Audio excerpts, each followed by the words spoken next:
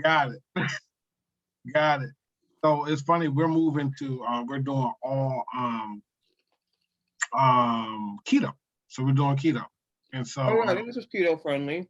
I yeah. think. I Yeah. don't. So what's the Is it a bread or is it It's a they're wheat? crackers that are made with almond flour. Oh, that almond. Okay, that works. Yeah. Well, it has almond flour. It has almonds, rice flour, and potato starch in it. Almond rice. The rice is the sucky part of that. Yeah, that's not keto friendly, right? No, but man, so like we pulled our girls off from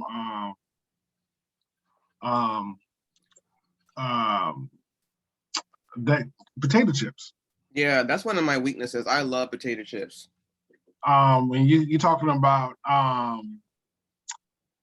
Cheetos, hot Cheetos, they like Hmm. Takis, Yeah, all of that. barbecue chips. And so we um showed them how to dry and dry your vegetables, your Oh, fruits. okay. And so they've taken the transition kind of pretty good, and it's been a month now, kind of lost a lot of weight. So I'm trying. That's good. I'm still. I gotta look at it. All options. All. Yeah, I think when you have like a diet like that, it makes you become more creative with like your cooking and stuff too. Oh God. Oh geez. Oh man. My. Oh, it's at a different place right now. Oh man. Yeah, The Brussels sprouts. Brussels sprouts are fire. But see, I never did Brussels sprouts until like literally the last 2 months, and so Yeah, I didn't what really like roast? them until I was grown. You were grown, Mm-hmm.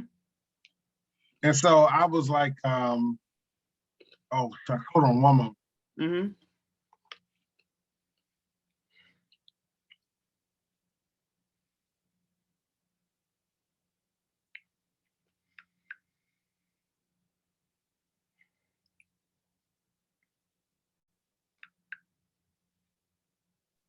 All right, yeah, I'm teaching my I have my 14-year-old come here because I'm teaching her the business, Oh, that's a good idea. and so yeah, he's awesome. So let's get into it. Um, so let me pull you over to the screen over here. Over here. Turn my phone off. All right, can you see? Yep. So this is called what we do is put people through a process. And so it's funny, when you're branding, you kind of tend to think that um you have an idea and you just put it out there. However, when you're putting it out there, you're actually broadcasting. And so when you broadcast to the large network of people, there's certain people who are going to rock with what you're doing, and certain people that aren't. And so, what we do all the time, even with Ava Lord, this is what we did. We humanize their brand. Mm-hmm. We create a personality. We make a person. And so I know, right? I know. And so when you my background is with the Washington Post, and I went to a it took me through a course that teaches you the psychological points of branding. And so you will be very surprised of how we are made to purchase. Yeah, So somebody told me there's like a whole psychology behind design, and I find that so fascinating. it is a whole other world. And so like now, Ava Laura, she can't help it now. At this point, she's like, oh wow, she noticed that this person does that, or she notices that, you know, um, when they're trying to kind of um, use color to emote you to a certain place, and then that color is juxtaposed with a person either being happy or sad. And then now it self-reflects. And so now that it's self-reflected on us and we connect with, so we either engage or connect with it. Once we connect with it, it just has our attention. And now the core information is starting to be pulled in. And so we move to purchase. And so even if it's the same category or something, right? So what's those crackers you got? Blue Diamond Almonds Nut Thins. Blue Diamond Almond. They said, you know what?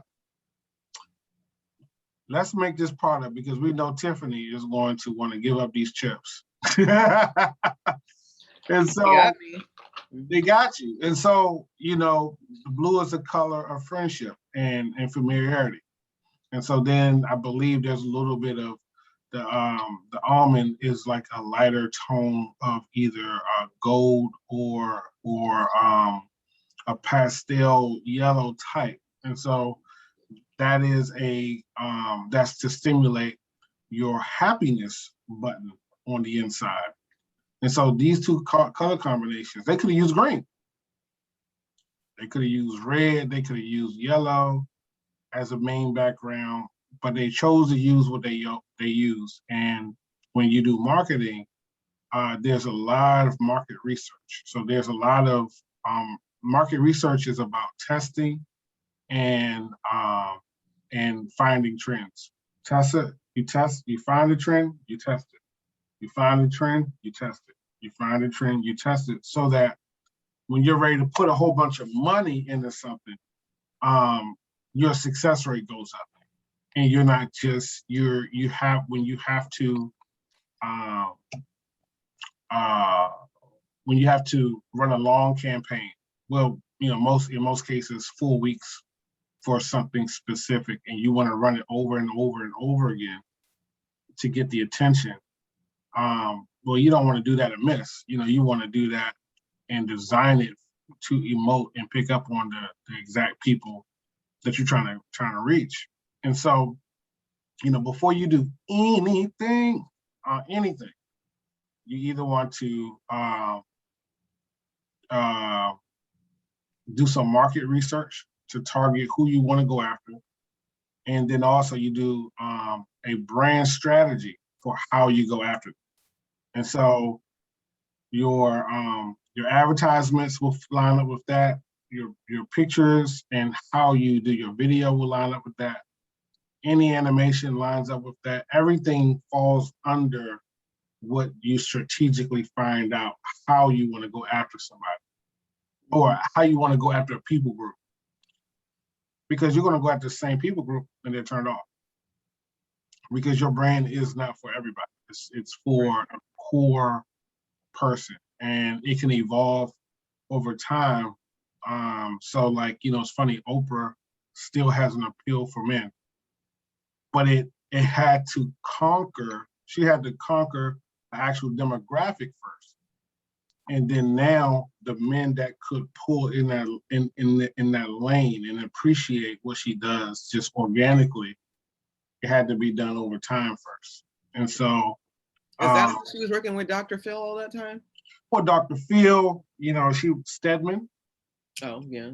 Stedman comes up. And then certain things she does, she when you're trying to cross over, you actually are doing it on purpose, and you gain allegiance with someone who can, and you'll see it when we go through this, you gain allegiance with someone who is closely related, but not maybe in the same in the same lane, but closely related to your lane.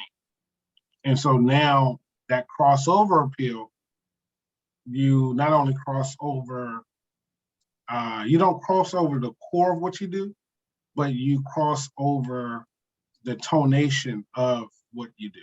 And so now, if your main color was pink, now it may be teal for this particular advertising.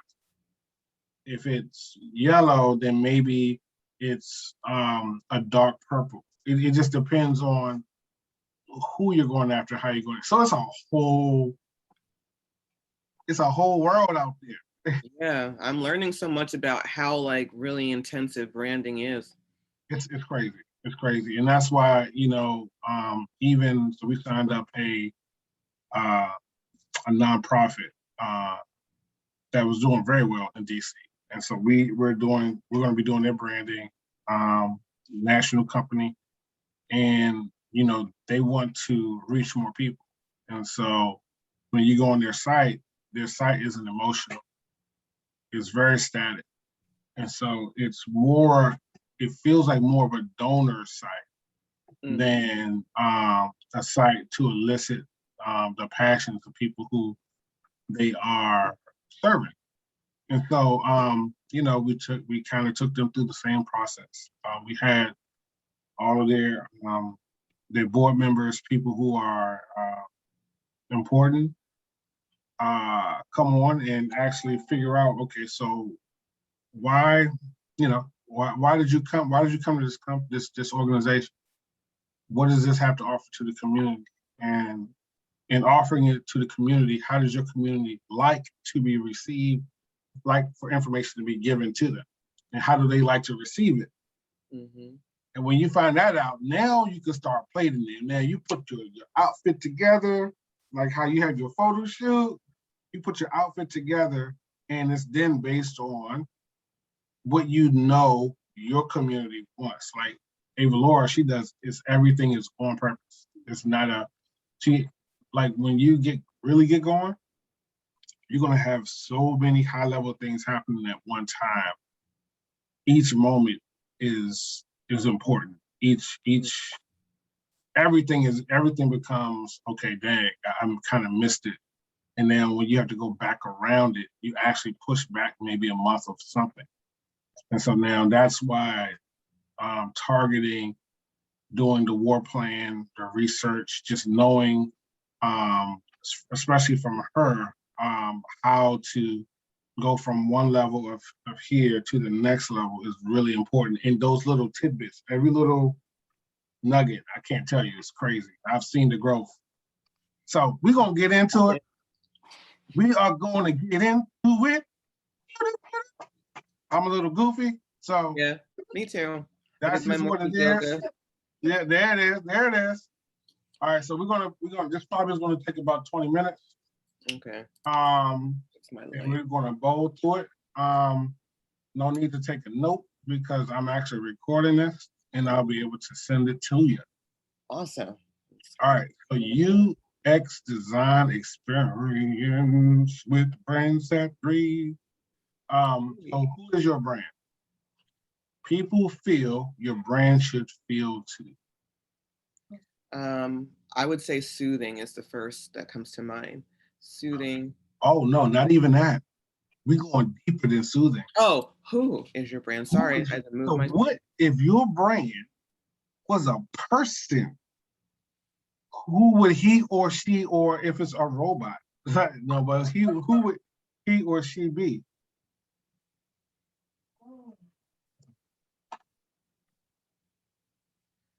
I feel like a free-spirited, like, I don't know, I feel like it's a free-spirited, like, yoga teacher. Someone who helps people to create balance that's fun-loving and carefree. Okay. But even more than that, what's the name of this person? Does it need to be me? Nope, it can't be you. It had to be somebody totally different. Right. The name that comes to mind is Sage. Wow. That's very nice. What is Sage's last name? Fields. Sage Fields. Oh God. Oh man, that's your alter ego right there. About that just flows. Sage Fields. Sage Fields. God. Let's just honor that moment. Yeah. Wow. Let's just honor that. I'm gonna write that down. Sage Fields. I might have to do something with that. Sage Fields.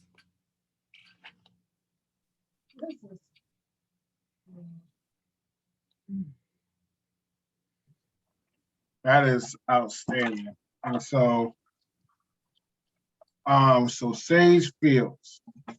Let's build her out. Alrighty. All right. So we know her name. Her name is Sage Fields. How old is she? 36. Sage Fields is 36. All right. Just slightly older than me. Okay. Sage Fields. Oh my God. I think that may be the best name. Obviously she's a girl, I'm assuming. Yes. Woman. Yeah. Love lots of feminine energy. Got it. Where does she live? I would say that she lives in a city. I would say Philly. Okay, Philly. Philly's I love Philly. Yeah, that's Man, the Italian district. Oh Lord. That's Lord. Yeah. What community does she belong to? And so that could be a very ambiguous term. And so community as in sometimes your family is not your community. Sometimes your church is your community. Sometimes the people you work with is your actual community. Sometimes your friends is your community, your support group. So when it comes to her community is kind of her sphere of influence that makes her be who she is. What is her community? Well, like wellness professionals, creative people who are like caregiving professionals, and that includes parents as well. Got it. Okay. Colors. What colors are drawn to? What colors? I'm trying to separate myself from Sage. I know it's hard. Yeah. I know. I absolutely understand. I'm trying to close my eyes. So colors, I'm seeing like warm colors, like oranges, browns, reds, maybe like a little bit of like a golden yellow. Absolutely. And that's interesting because you already kind of spoke to her energy. And so the colors that you actually chose actually have some powerful meaning. So, yay, Sage. Where did she shop? Oh, this is hard because I be like, I be scrolling through all the time. But yeah, stores that she likes to shop, Target, she likes independent bookstores. Okay. Shops that sell plants. Okay. Things that are a little bit off the beaten path. Okay. Likes buying candles and things that make the atmosphere smell good. Books. Nice. So she's both classy and down to earth as well, and likes uniqueness. Yes, absolutely. Got it. TV shows. When she has a chance to watch TV, now this could be streaming, this could be anything, but when she does get a chance to watch TV, what does she watch? She likes Insecure. Got it. Scandal, when that was still coming on TV.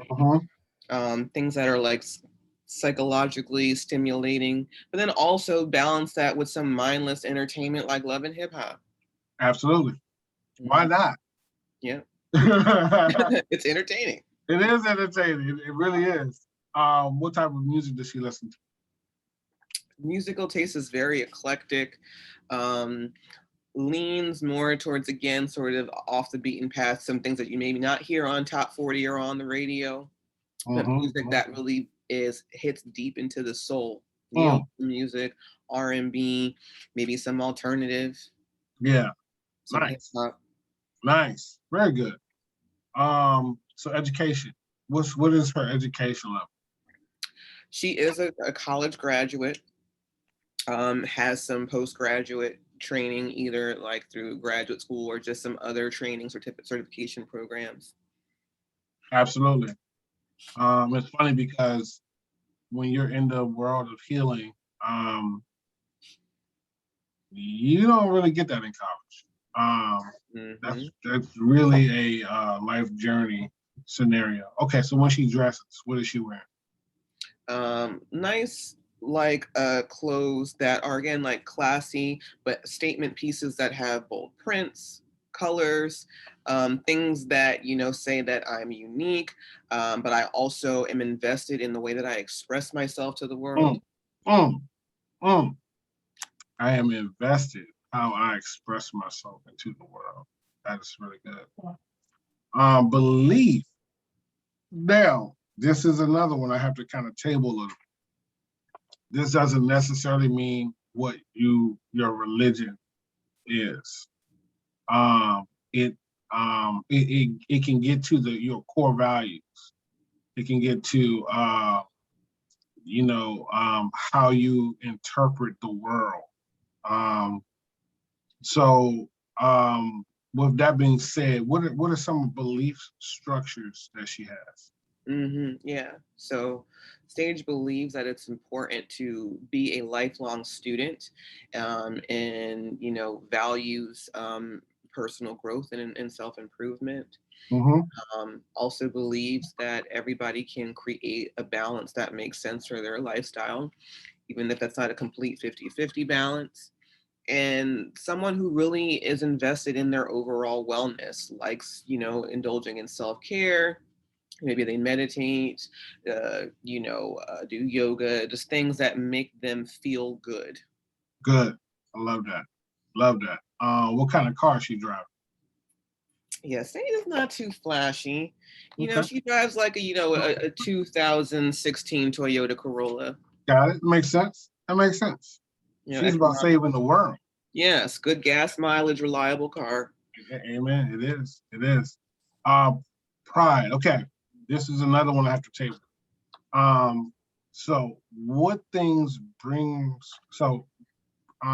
this is the bad, the next one is the good. So you cannot be a person and not have challenges. And so what are her points of pride where she kind of is a little haughty, maybe not listen and go off the beaten path of what's being told to her that she should do. What is those points that she would have? That's a tough one. Yeah. I think one thing I can picture is like a client saying like how it's hard to get a balance.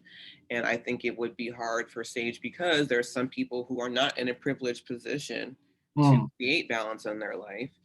And then that might be hard for Sage to really hear and sit with because that's what she's helping people to create. So if someone is aristocratic and stuck in their own lane, right? And so if they're stuck in their own lane and they actually tell Sage something that is beneficial because of that person, their personality, and their perceived aura or how they present themselves, it could be a turnoff even to the information that they're given. Yeah, because Sage really wants flexibility, and and sometimes their own version of being flexible may be different. Absolutely, absolutely, I love that. Humility. So, what brings her to humility? It's coming to a low state, coming to a place of taking in and listening, and ingratiating herself with other people. Oh yeah, people who are really ambitious and want to do great things in the world, but they just don't know how to, manage everything. They're people pleasing, people that overcommit themselves to things, and that's something that sage can definitely empathize with, you know. Very nice. Very nice. Well, we just done made a baby. Her name is Sage. Whoop, whoop. Fields. God, Sage. Fields. That's an anchor. That is really good. Yeah, that's a good alias. I have to use that. That's a good one, man. Please go to Google right now. Get a Gmail. Sagefields@gmail.com. Hey, that's it. You just done made it. All right. So let's go move on. Brand sense. Okay. So this is the feel, sound, sight, taste, and smell that attracts Sage to two things. And so what type of feel? What type of feel attracts Sage or gets her attention? That can be a texture. It could be an inner feeling. Something that emotes, something external that hits her, and now it emotes something. So something external, but then she feels it. The first thing that comes to mind is like the feeling of like warm sunlight hitting like your bare shoulder, that warmth of sunlight. Very specific. That is really good. I love that. Thank you. Sound. What type of sounds attracts Sage? Like the hum of an air conditioner. Children laughing. Like nice, lo-fi music. Yeah, absolutely. But sight. What kind of things does she like to see? The blue of the sky, really stimulating visuals, like art, really good cinematography in a movie. Somebody who really appreciates the craft of art. Love that. Very good. Taste. What are some things that she loves to taste? Honey. Of course, tea. I have to say tea is becoming a big part of my brand because I am a huge tea drinker, and then I started doing this tea with Tiff IG videos lately. So tea is something that's very, very important. Amen. Yeah, things that are just like lightly sweetened. Lightly sweetened. Got it. So if it's too intense either way, it's all bad. Yeah, don't want it to be too sweet, not too bitter, not too salty. Got it. And so smell. What is a point of a good aroma that she likes to smell? Lavender. Calming. Rosemary. Eucalyptus. I love eucalyptus. Yeah. Yes. Some like citrusy smells. Yeah. Citrus. Nice. Okay. Okay, Sage. Okay. So now we're about to get into the brand alliance. And so brand alliance, adjacent brands that give context. Who could you collaborate with? Now, we are digging deep now into the core of branding. We're leaving Sage and we're actually coming back to we're pulling her personality, and her personality is now informing your brand. And so all the notes of Sage, and when you actually think of your brand, start to think of Sage in this sense. So for your brand, in a Sageorian type of way, what other brands would you like to? Let me put this in context. So when you look at Starbucks, there are a couple of places that they love to put their stores, libraries and bookstores. They love to put their stuff by outdoor shops like LL Bean. I got to put my headphones in because they're out here cutting the grass right in Oh, front. Yeah. that's all right. Take your time. It is too distracting. I know how it is. That is not a sage sage friendly sound. Yes. And Tiffany has allergies. Sage does not. So cut grass, you making me. That is for sure. That is for daggone sure. All right. So Starbucks likes to collaborate with libraries. They like to be adjacent to outlets and just kind of off to the left. I mean, off to the side of when they're exiting a mall or something like that, or a strip mall. They love to be in outdoors situations. And there's another one I'm forgetting, but they like to connect. They like to engage in that way it's called stealth marketing, in a stealth marketing way, where you're not coming here for this, but because this is there, you notice it. Got you. And so when it comes to Sage's brand and her services, what are some adjacent services that may be something she may want to align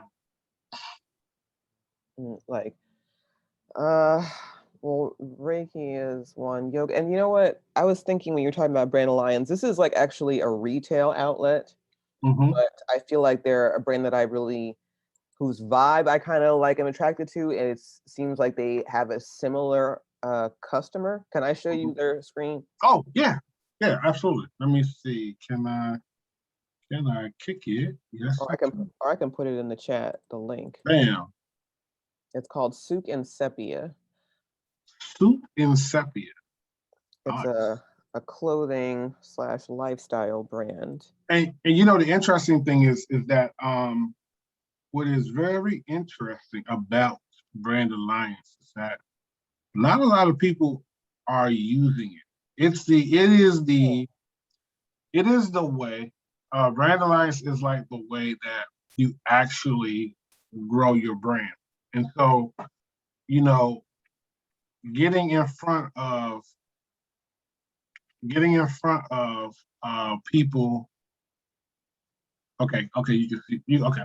So getting in front of people who would probably wear something similar or have a product of something similar, of the caliber of people who would appreciate your brand. I love this. Oh my God. Oh yeah. Yeah, they're like everything. I love everything about them. This is life. And so if they were having a fashion show sponsored by your brand, and just getting in front of the caliber of people who work with something that appreciates something that the brand would appreciate. And so this type of thing starts to contextualize why you personalize your brand. Because now the tone feels, the textures, all of those things become very important to get influencers and people who you align with. And so, yeah, I love this. Absolutely love this. Absolutely. Love it. Those shoes, yes. Yeah, I mean, they be trying to clear out my bank account because every time they be posting something new on their Instagram, I'm just like, oh, gotta have that. Oh no, absolutely. So I would say that is a really, really good one. And who are a couple of maybe influencers? The other one is, I'm gonna go to their IG. It's called the Nap Ministry. And they're kind of doing something similar. They're not really doing like overall like wellness, like coaching and stuff like I am, but they talk about like balance and including more rest in your life. And they're also a Black-owned organization. Waiting for God, I love this name, the Nap Ministry. They are wonderful. That is outstanding. And That is outstanding. I'll link you to their Instagram. So, and I often quote them a lot.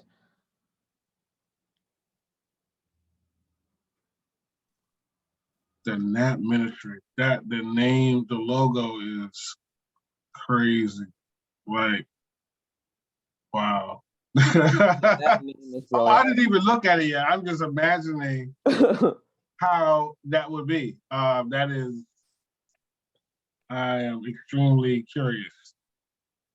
Yeah, I wish I would have thought of that name first. It's really Interesting. Hexagon. And you know what is interesting is how do you contextualize the how do you contextualize how that would look? It's very difficult to how do you in a way that you know that is traditional but off the beaten path. Very interesting. The Nap Ministry. I love that. Their tag is "We believe rest is a form of resistance and reparations." So that's the wave I'm on. Hey, you know what? I get that too because we worked so hard and we didn't have time to rest. When we did go off the field, we were there for 17, 18 hours working, and you go to sleep. And there's no time for rest. You get a little bit of sleep. You wake up early in the morning. Get right back out to that cotton field. We haven't stopped working since. Haven't stopped working since. I love that. Yeah, I need to connect with them. I absolutely love that. So, all right, let's jump right back into it. Man, I love that. The Nap Ministry. See, somebody went to sleep, maybe woke up. You know what? I'm gonna start a brand called the Nap Ministry. I love that. God, I love that. All right, I got it. So those are two. That's really good. So, what are some local competitors that is not competitor may not be a great term, but local people, local companies or brands that are doing something similar that you notice? I already have someone in mind because this is how I found out about my the photographer I scheduled with. So it's a therapist who's also a colleague of mine. Her name is Yvonne Short. I'm going to show you her website. She has kind of a similar vibe in terms of offering like holistic services, but not specifically when it comes to like life balance coaching. So let me put her website in the chat.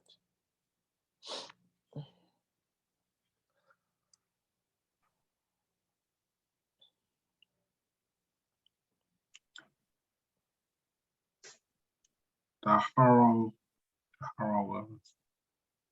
Ooh, finally. Oh, you know what's funny?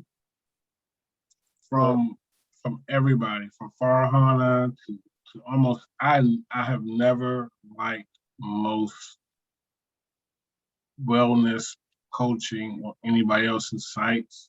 I absolutely love. Now it will be extremely hard to embroider this. Yeah, I love her logo design. I don't know who did it though. Yeah, man, there's so many things I was still, but I love that. Oh, I love that. And so I love how simplistic and clean it is. Colorful. You feel the tone, you feel the mood, you see who it's for. Yeah, absolutely. This is a great one to reflect to. Yep. Yeah. When I saw it, I was like, "Who did your pictures, girl?" I was like, "I want to find No, that." absolutely. I mean, they did an amazing job. An amazing job. Is this the same company that you're going to use to do the pictures? I don't think they don't, because they don't do websites. I don't know who did her website design and everything, but her photos was done by the same photographer I'm going to, the director and the photographer. Got it. I would say, yeah, he's right on it. This is how you do it. Mm-hmm. This is how you do it. Yep. Very good. Very good. I love it. Love it. Love it. Love it. All.com. Yes. Man, that's really good. This is good.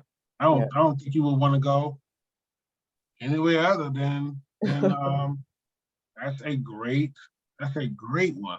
I haven't seen a lot of great ones. That's a great one. Yeah, she's the one that's most similar, I guess, to my brand, and we are like similar ages and all of that. So. Absolutely. Girl. All right. Local competitor. National competitor. Is there someone on a national scale? Everybody says Ayana Van Zant's in almost any healing, therapy, counseling, everybody says that. But it's okay though. Who can you see on a national scale that is in the same category? The one person I'm thinking of she's not really a therapist, but she's more like a wellness influencer. Does that fit? That does fit. Because she's a portal. Okay, I'm gonna bring up her Instagram. Her name is, her brand is Hey Fran Hey, but her name is Francesca. Do you see how it's funny how brand my company is Brands That Breathe. A lot of companies are being made into you put it on the side? I'm pasting it now. Okay. Yeah, a lot of people are moving traditional names to actual statements. Yeah, I was thinking about doing that because right now my IG handle is Melanated Millennial Therapist, and I'm trying to move beyond just being branded as a therapist. So I need to Oh yeah, absolutely. Absolutely. When Ava Laura made that switch, it does stick you into a certain field. And so this brand is off the chain. It definitely puts you in a definite feel. It sticks you in a certain price category. You have to be uber stellar in order to look at her. Yeah, she got major brand deals and she's been out here. Oh man, love it. And that's what happens. When you're out there, you're doing your work, you're really looking for people who you can brand, who you can do some cross work with all the time. And unfortunately, a lot of brands don't do that. They pretty much kind of try to organically happen in and of themselves. And to be honest with you, that's not how you grow. You don't grow as a person by yourself. That's true. So why would your brand grow by itself? Because a lot of people, I think, especially in the therapy and wellness world, kind of see each other as competition. It's like a scarcity mindset. So I got to make sure I hold on to all of my clients. I don't want to share anybody. I don't want anybody to steal them. And I don't really feel like that because I feel like there's plenty of business to go around, especially here in Philly. And the wellness industry, I think, is going to keep growing because of what happened in 2020. People are stressed out. They want to be able to find new meaning in their lives. So I don't really have to fight anybody for clients. To be honest with you, the way it really happens is that you become a magnet. Just as you are a magnet in and of itself. Whatever you say, whatever things you do, it magnetizes that thing to come to you. And it's, people always will be like, it's crazy how this person just came into my life. It's crazy how Ava Lord just came into your life. Mm-hmm. So you were ready for something and it pulled it in. And your brand is the same way. The goal is to have you do the work, get out there, do the work, and then when the big person that's in your category sees you, you look right. That's the first thing they see. Oh man, her such and such is on post. Everything looks right. She's doing it right. Now their trust goes up. And I promise you, when we align with people, they are checking us out. And so some of the things that we get from a lot of people is the love of the site and how in your face graphics it is, and how it's connected to the spirit of branding rather than just throwing things out there. And so branding is a touch, it's a feel, it's an emotion. And so why not put it out there like that? And right. So man, that's a good one. What? Yeah, I feel like I've been thinking about this. I have people kind of like queued up in my mind. All right, we're gonna keep going, man. I love it. All right. So brand signal. All right. When your brand sees another brand, what brands attract them? And we were talking about the law of magnetism, right? And so, who sparks your interest as a brand? I want you to think of like we just did brand alliance. This is more of the feel for their brand, like their logo, and it does not have to be in your category, actually. This can be something totally different, Mercedes, whatever you see that probably would attract itself to your brand, to Sage. What is that attraction look like from a logo or a brand standpoint that you've noticed? Think about that one. Yeah, it's a tough one.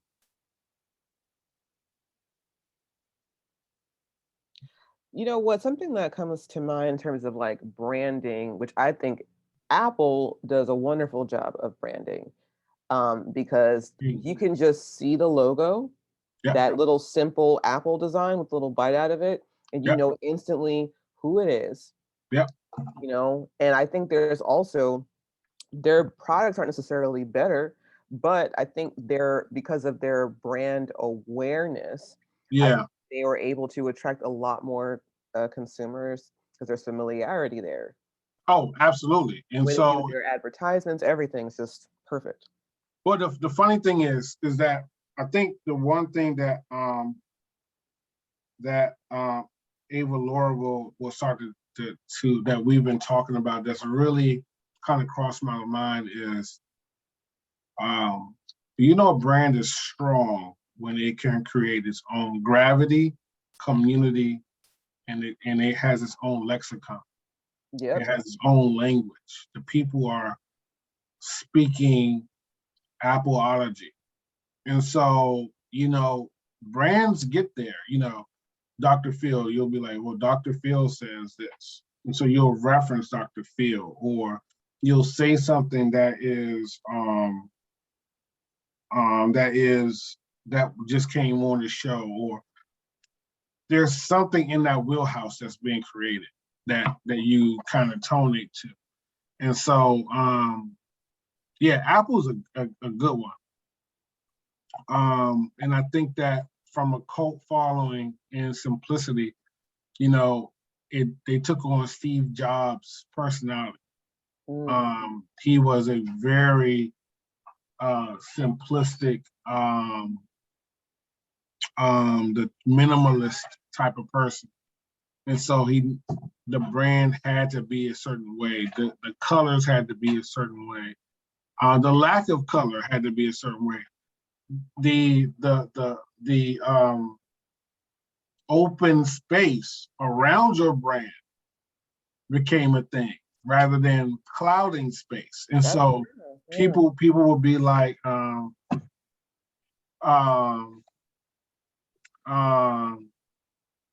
so people will be like, well, I got to use all this surface area. Nope, you don't. Mhm. You don't.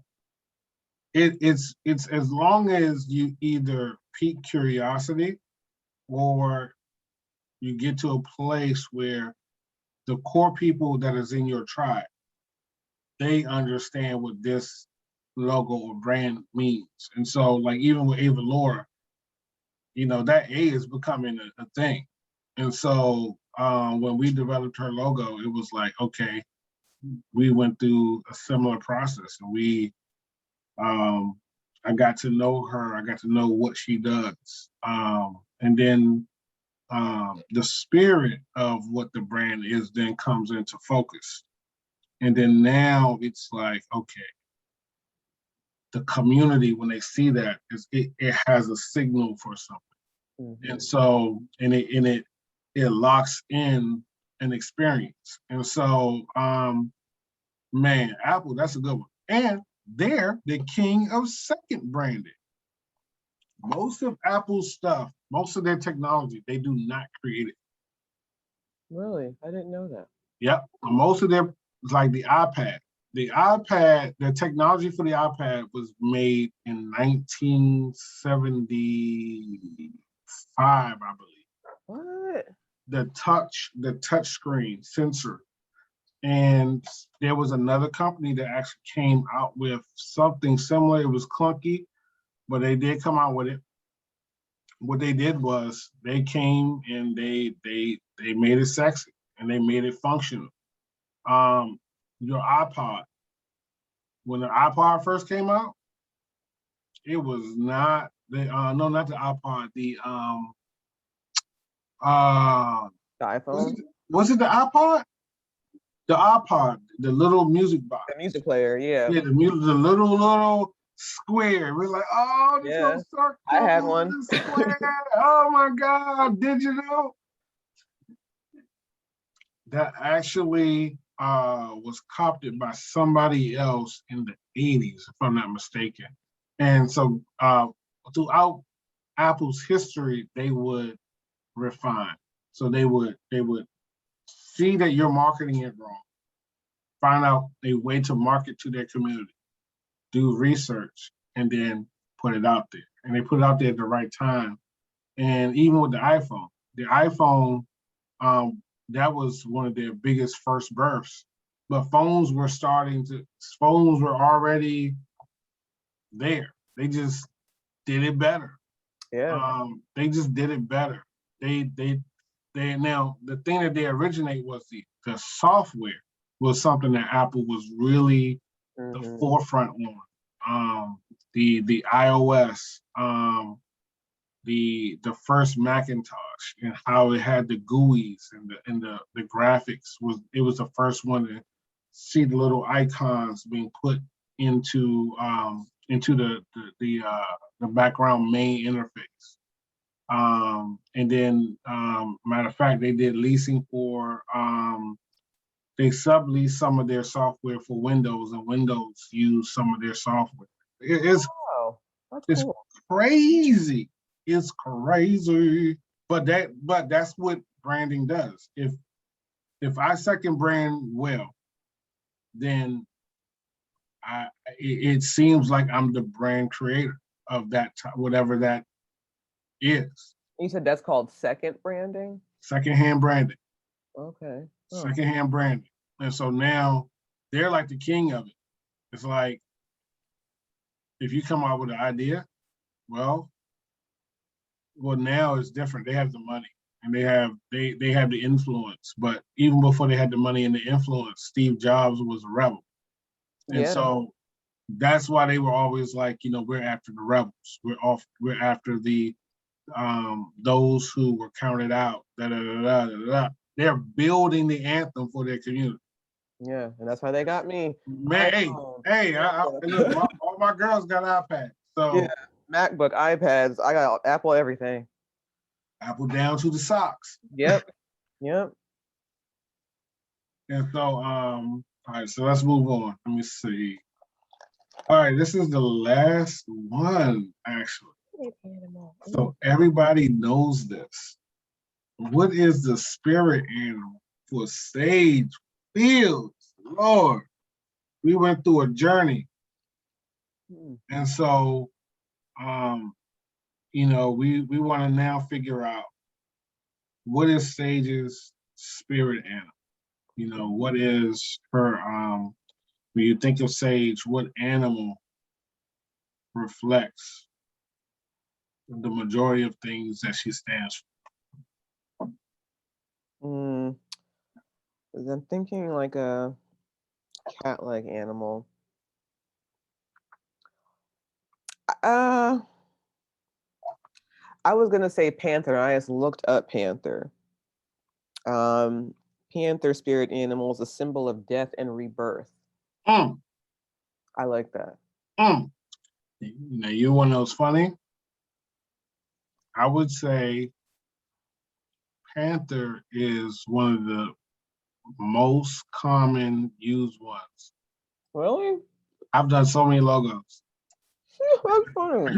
I've done a lot of these sessions. Panther is like a big deal.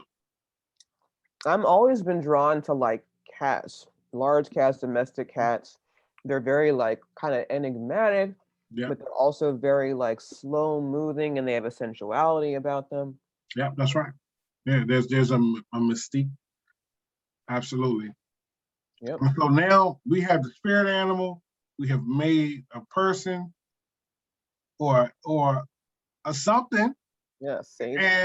And so now we know how to humanize, and we actually know who to market this towards. And so let me go through this real quick. And this is what we're going to be doing hereafter. So we want to build a why. So we want to build brand awareness, have the visual launch pad, and we want people to discover us. And we want them to, when they go onto the site, they want to consume more. And that just is pulled from good branding and good content. Simplicity, the less cognitive load you put on your users, the better for your UX will be. That is so bad. That is really bad English. The keywords here are clarity and consistency.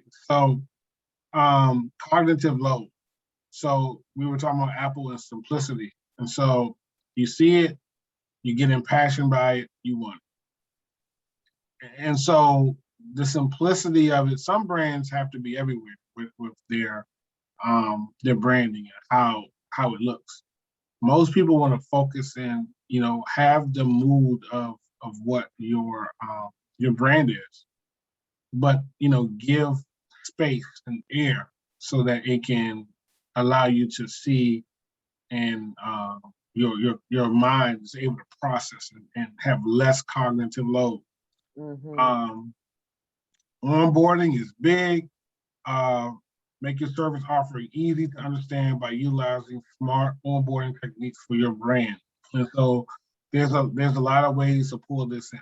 And so when people go into your website, what do we want them to see? When people go look at your social, how do we want them to feel? When it comes to when they go through it, when they have a workbook or an SMA or something like that, is it sent to them by email, by actual physical mail? Is it a booklet that's printed out? When the envelope gets to them, what does it look like? Is there some other packaging inside of the mail bag? And so all these little small things that introduce people into your brand is a part of your onboarding. And we go through it all the time. We go to a mall, we do it so easy. We see a sign, it connects with some color patterns that we love. We go into it and we see the racks. The racks are set up the way we like it. We go inside, we look at the floor, we're looking at so many things in one quick swoop. But that is called onboarding, and that's a part of that pulling in process to pull you into their brand environment. And So so how does, like, I thought, because when you were describing it, I was thinking of like Target, because Target yeah. is a brand that always tends to suck me in. Oh, absolutely. Somebody Yeah, told me that it was intentional. They don't have music playing in the store so that you can wander around aimlessly more. well, it's okay. Oh man, so this is what people get on me about. So they want me. A lot of people want me to do videos, and they want me to do breaking down the why people use their logos and what they do. So obviously, when you see Target, you see a ring, an outer ring, and an inner ring. Now, what you also should know is that they're using hypnotic techniques to actually pull you in. Those circles represents going from one level of sight into another level, into another level, into another level. And so in some of their branding, what you'll see is a circle, almost like a hypnotic circle that you keep looking at, you just can't stop looking at it. Then also a circle means eternity. And so there's hey, we're in this for life, but we want you to be in this for life with us. And the wild thing is, most places like Target would not use the color red, but they do. And so red is the color of passion. It's the color of quick response, speed. And so they're doing a lot to pull you in. And so now when they're using the red and the white, that's a very elegant feel. Adjacent to a Walmart, where it's blue and yellow, which is a little bit more comical.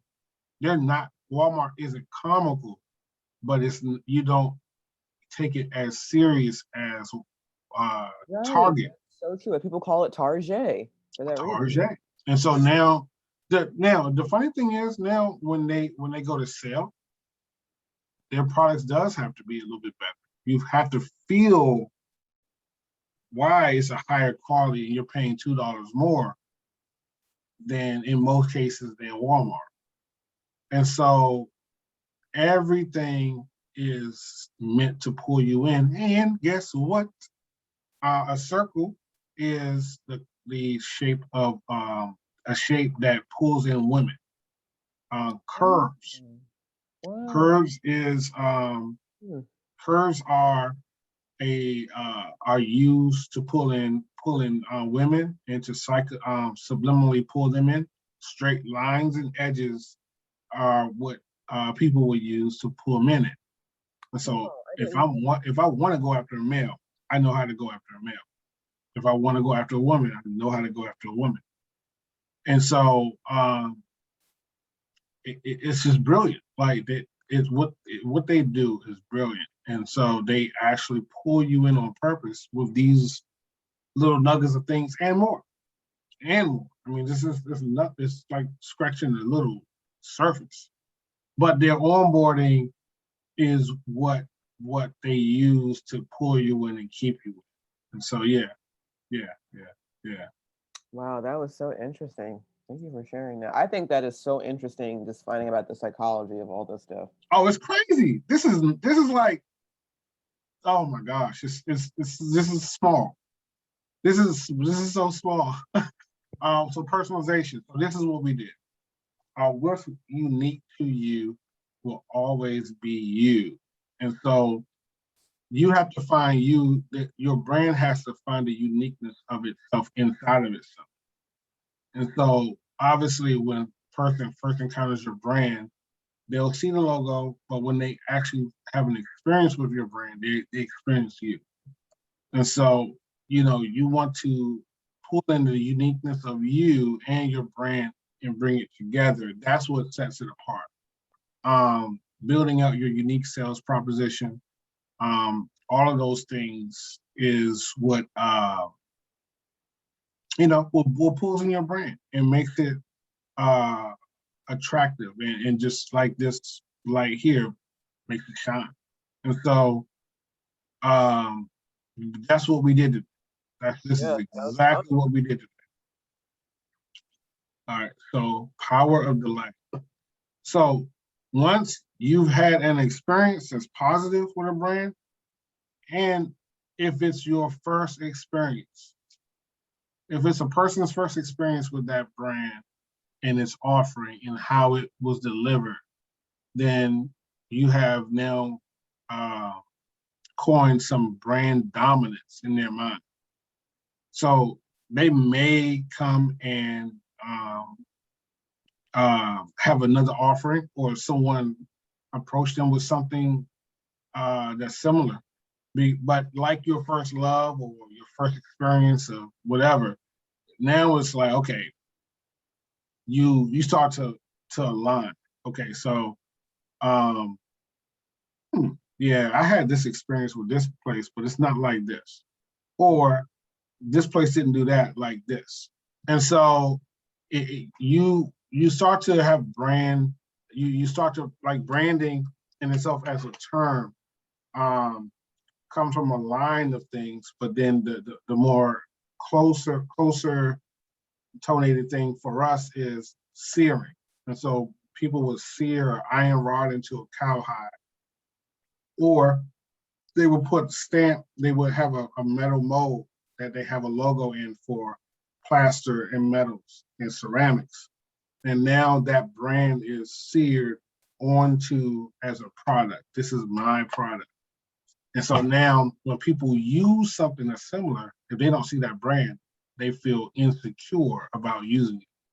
And so the power of powerful delight. Delight is a subset of the core branding. And so the entire user experience needs to be effortless and enjoyable. As the user spends time with your brand, the power of their delight turns the user into a customer who shares the experience.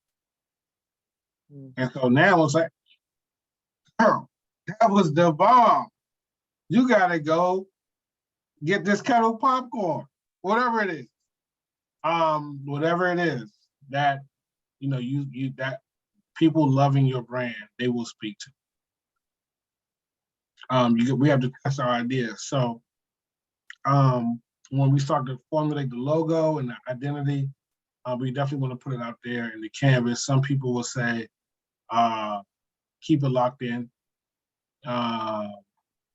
Let you be the focus of your decision. No.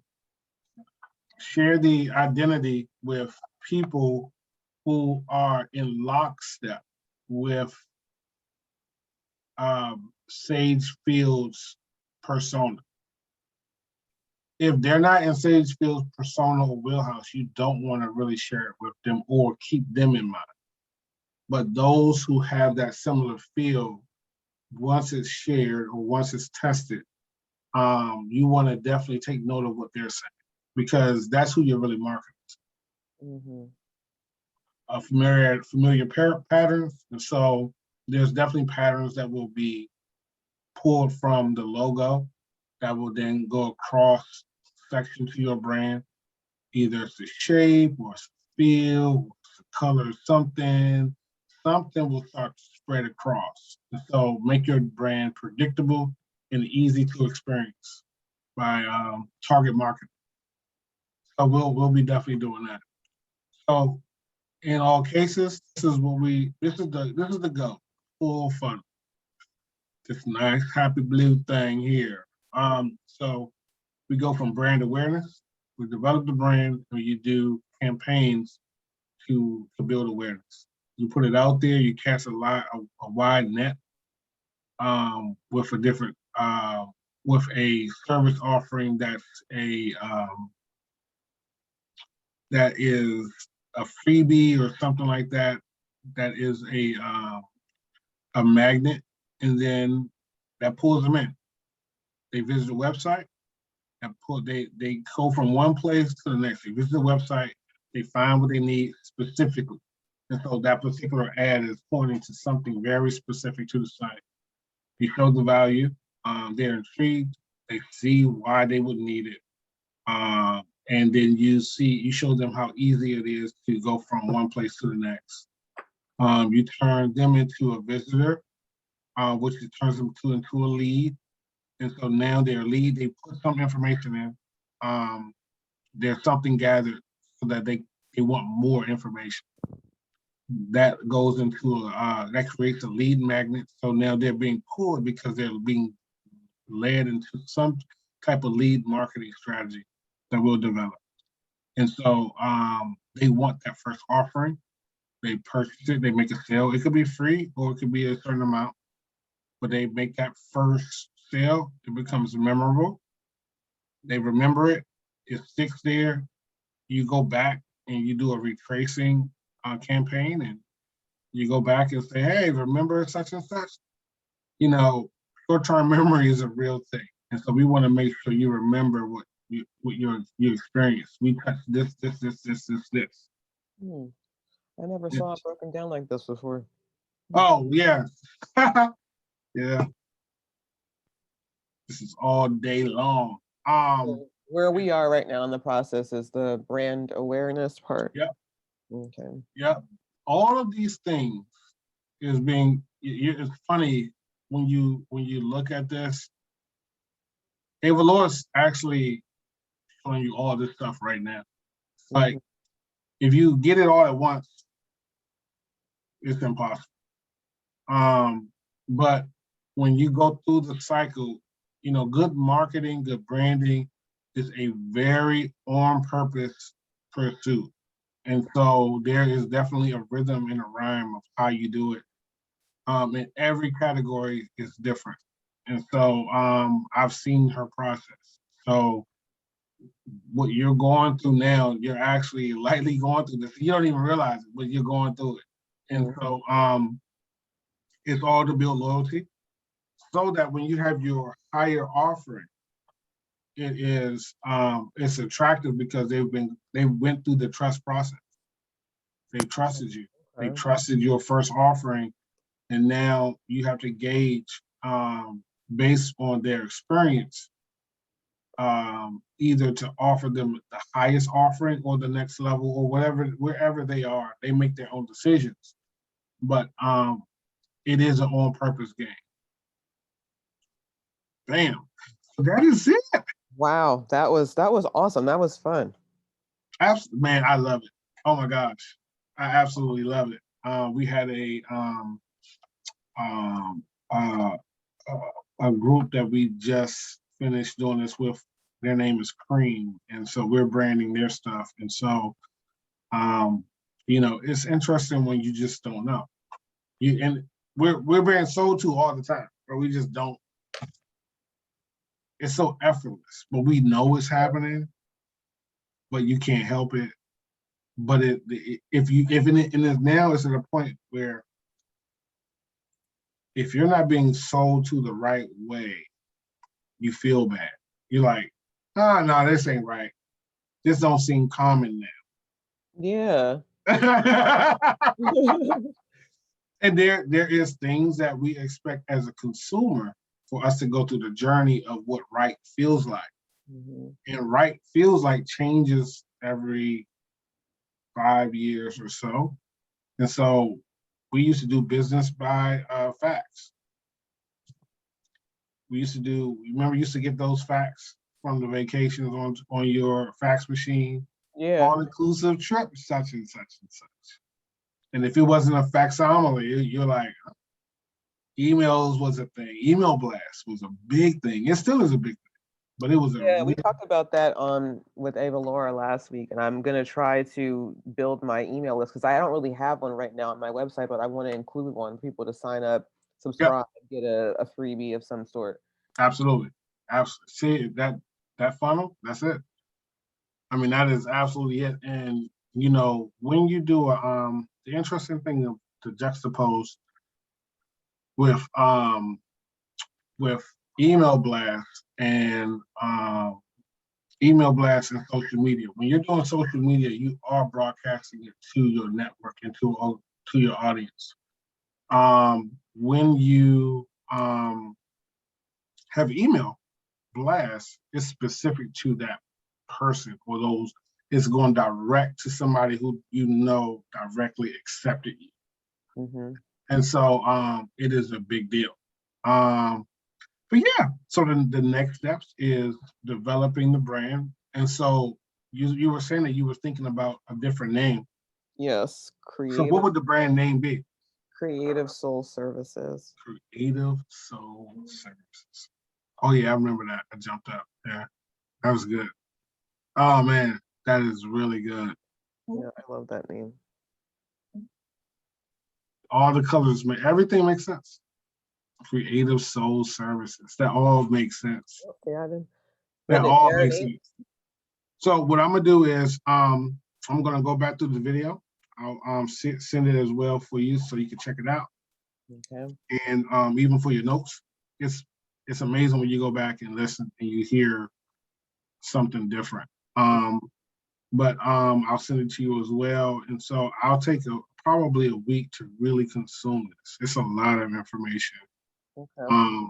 And so these are the things that you need to pull in. That honestly, when you do a Fiverr or when you do something like that, you're pulling in the information, but you don't hear the person. You don't feel them. They don't go through a process of thinking about why.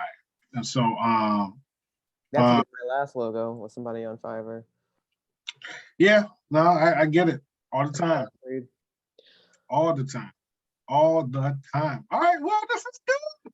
Yes. Congratulations, Sage Fields. Yes, Sage.